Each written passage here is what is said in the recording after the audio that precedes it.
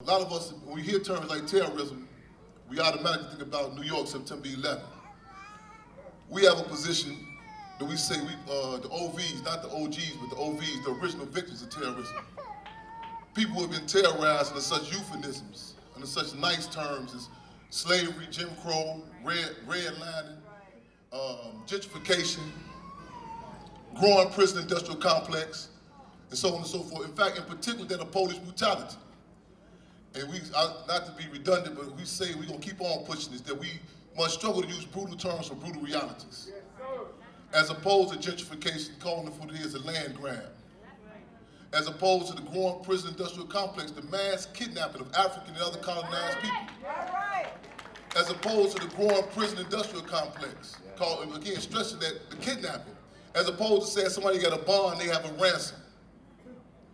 As opposed to the jails calling for they are the concentration camps. And as opposed to that euphemism of Polish brutality, the brutal term of police terrorism. Because the sad reality, the sad reality, but reality all the same is all of us. Regardless if we're on a college campus or some street corner, when those flashing blue lights come from behind us, all of us experience those same sentiments of terror from the top of our head to the tip of our toes. Not knowing if we're going to get some trumped up charge and get 40 years or get a plunger stuck up our rectum, or what's going to happen. And we say on case after case, being oppressed is embarrassing. Being oppressed is embarrassing. So a lot of times we try to jive ourselves about being oppressed. We try to go along with these euphemisms. And we talk about situations that happened 30 years ago. For quite some time, there was an era of what we refer to as a class peace, where after the military defeat of such organizations as the Black Panther Party, and I stress military defeat because the deal is ideologically they won, that we have been fed so much propaganda to believe that we've succeeded, that we can sit on the front of the bus, we got some black faces in high places from the president to different other selected officials. And then we get caught, that we are accused of being conspiracy, some sort of abstract conspiracy theorists or paranoid. We won't talk about these things. A lot of times cats tell me, well, Chairman Fred, I understand you kind of got a thing because the police killed your father. And I said, well, you never hear me you never hear me talk about it subjectively. You never hear me say the police killed my daddy. We always put in this correct political context. The United States government assassinated Chairman Fred. They assassinated the defense captain Mark Clark. May 13, 1985 was an act of terrorism. It was done in a strategic type of way, similar to the way doing chattel slavery on the plantations. When the pregnant sister would run away, they just didn't go out there and kill her. The colonialists strategically went out there and grabbed her, brought her back in front of the masses, stood her stomach open and stomped the fetus to death. In a way designed to send terror that would terrify the masses and designed to send horror that would horrify the masses. It's not by happenstance that some generations don't know what happened May 13th, 1985.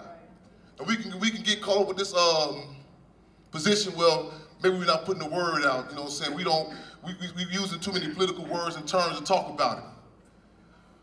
The brain is something else.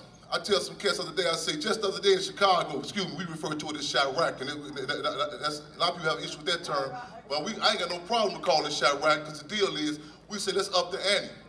Let's draw the correlation from the army takes in Africa, Afghanistan, Iraq, to the police vehicles that go through south side of Chicago. Let's draw the correlation from the contractors they got in Iraq and Afghanistan to the foreign merchants in our community. Let's draw the correlations from the depleted uranium in Iraq and other places to the vacant lots and abandoned buildings throughout our communities. Because the deal is, with us in this undeclared war, a lot of times, again, back to the whole thing about euphemisms. So we gotta struggle to use brutal terms for brutal realities. Back to what I was saying about we want to know how powerful the brain is. Cats can know football stats and facts like that. They can repeat lyrics of different propaganda bombs. Whether it comes through Pied Piper rappers like Lil Slave, y'all might call him Lil Wayne, or Slave Z, or Nicki Garbage, and these other propaganda bombs. And these are the type of terms we gotta start using. And I'm not saying it for no slick soundbite.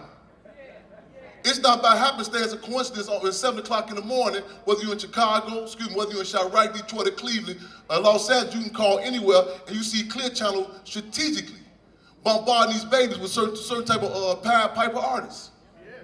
Before a child go to school at 9 o'clock in the morning, they're going to get raped, killed, shot, all this through the music airwaves. And we can say, well, it's just music. We must understand that with the Black Panther Party said everything is political. That's right. Everything is political. Right. And distinguish politics from electoral politics.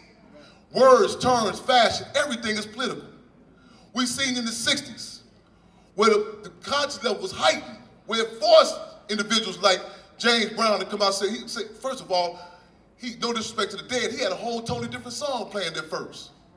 It was charismatic representatives of the Black Power movement, such as H. Rod Brown, I don't know if it's Jamal Lamine, that literally drove down on him and said, you better go back in the studio with that garbage you're talking about. He came back out to when I'm black and I'm proud. It was a climate in the 60s where he was not allowed to pull what he pulled. They only that Rocky movie wearing the red, white, and blue drawers on until he lived in America.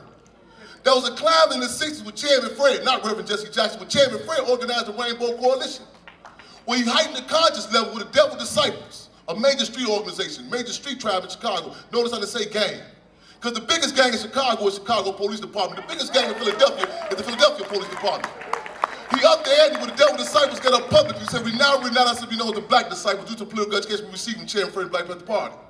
There was a climate during the Black Power movement where the community was clear of the purpose of prison. They took on and understood what William Thoreau said in Civil Disobedience, where in an unjust society, the only place for a just man, I'm gonna paraphrase it, only place for a just man or a just woman was at prison. You had a community where cats was bragging about it, proud when my daddy got locked up, because it was clear what the state was doing.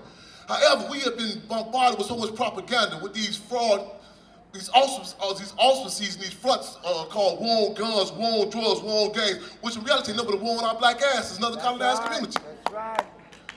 So with that, you have children saying, well, they ain't got no dad, they ain't got no more. They're locked up inside these concentration camps. We must distinguish war from revolution. War is when you get two occupying armies, they suit up and boot up and get down to get down. Revolution when you gain the minds of participation of the masses of people. We cannot afford the luxury to talk about May 13, 1985, simply on May 13th, 2015. We cannot afford the luxury to talk about sort of abstract, disconnected way. Because if we've forgotten, the state ain't forgotten. These pigs, that's mandatory when they training. When the new police come on, they train, they tell them about the MOVE organization. It's mandatory. We cannot afford the luxury to say, because wait till my child get a little bit old and I'll tell them like this. These are brutal realities that we don't address now. The state gonna bring it to them. When I talk to children, I say, you know what the FBI is? They say, no, I say, well, they know who you are. So again, we must turn the communities into classrooms. We must do as what Minister U.E.P. Newton said, power is the ability to define phenomena and make it act in the desired manner. Say it real quick, I know I'm gonna have it talking fast. Power is the ability to define phenomena and make it act in the desired manner. Anything in our community, whether it be hip hop, poetry, anything, we must define that phenomenon and make it work in the desired manner. Case examples, Harriet Tubman. She utilized the Negro spirituals, utilized that tool as a liberation tool. Reverend Nat Turner, he recognized the phenomenon of people going to the church on the plantation. He said, man, in that spirit, praise the Lord and pass the ammunition. Geronimo with the Apaches utilized the phenomenon of the ghost dance as liberation tools. Chairman Fred, as a realist, utilized the philosophical tool of dialectical materialism, put his ear to the ground in Chicago. He's seen the street organizations was a phenomenon. A lot of people was against him talking to the young patriots at the Appalachian Mountains. Chairman Fred said, we cannot afford the luxury just to engage in abstract race nationalism. He was a realist.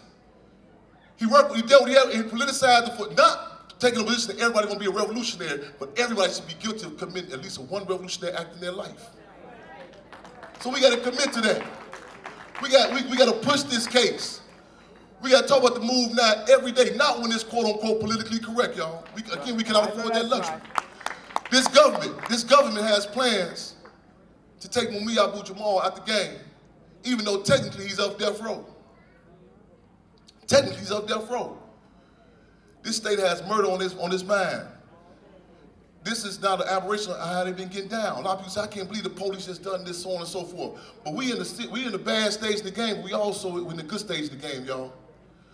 When I'm saying this, I know it's like a contradiction, but I'm saying to say, you have a climate now what cats are becoming clear is right on to resist. Yes, there's a lot of reactionary situations out there. Yes, there's some contradictions on how we're fighting back. But you see, in cases like Mike Brown Town, which y'all might call Ferguson, we refer to as Mike Brown Town. You've seen the ante being up, where the community not only just dealt with the usual suspects, not just the police, but when the state sent their, hear me on this term, when the state sent their state-sanctioned spokespersons, the Sharptons and the rest of them, when they sent them down there, the community shut it down as soon as they got down there. And this is necessary in struggle. A lot of people say, Chairman Fred, sometimes you can be divisive. No, we identify. That's right. We call the question to Uncle Sam and Sambo, the Gringo and the Negro. And that's the position we got to take. Okay, I got you right on, bro. So we got to call that question. So again, put in correct context. And I just had a flashback when I heard that, man, when Janie Africa called in from prison, from that concentration camp. And Field Marshal George Jackson said, no man, I'm gonna paraphrase this also, no man or no woman leaves that place unaffected. When I go on visit sometimes and I smell the stench of that jail, that prison, I flash back to when I was held captive in that concentration camp. When I heard that recording, when they were talking about how much time she had, flashbacks. And that's, the courageous stance that she displayed, it's inspirational. It's inspirational.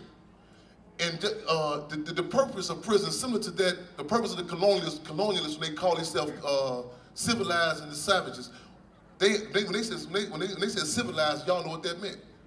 That was the colonialists that was doing the scalping, trying to break the spirit of them. When this government say they want to rehabilitate you, that means to break your spirit, break you. That's the purpose of prison. When I was released, when I was unleashed after serving 9 years in those concentration camps, I was coming out and I had my head like just so up. And the guards were saying, what's wrong with you? Why you get? I said, I want to make sure I put this in my jacket and my file, that I came out here unbroken. But I want to be very clear also, that I'm clear that if it was, as Minister Huey said, if it was not for the support of the people, on the outside and inside, when I was locked up, Mumia wrote about my case. The move now represented for me. I owe some debts and I paid my debts. The people kept me alive. The people kept me alive. We must have a relationship with those who are held captive, y'all. We say one prisoner, one contact. Everybody, at any given time, we should be able to walk up on you and you give us an update, a status check on some political prisoner. Whether it be the son guy that called Michelle Secure McKee's, your mama, the sister down the street, the brother across the street, somebody. Feel what I'm saying? There's a war going down in us, y'all. We see the casualties, whether it be Rakia Boyd in Chicago, Katherine Johnson in Georgia, Oscar Grant in California, Ayanna Jones in Detroit, and this goes on and on. But if we don't fight back, it can be defined as nothing less than reactionary suicide, y'all. We must refuse to commit suicide, internalize these terms, use brutal terms for brutal realities. Police terrorism. If you don't even, nothing as I said tonight, do not be liberal with that on a consistent pushing their position, y'all. Revolutionary love and respect. I'm honored, I'm humbled to be here. A clenched fist salute to Ramon Africa, Pam Africa, to Mumia Abu Jamal, to Move 9 for their courageous stance. And continue the legacy and to stand for the principle John Africa taught them and how they continue to push it out there. And how it's infectious. You see generation after generation. And the state got a thing about that.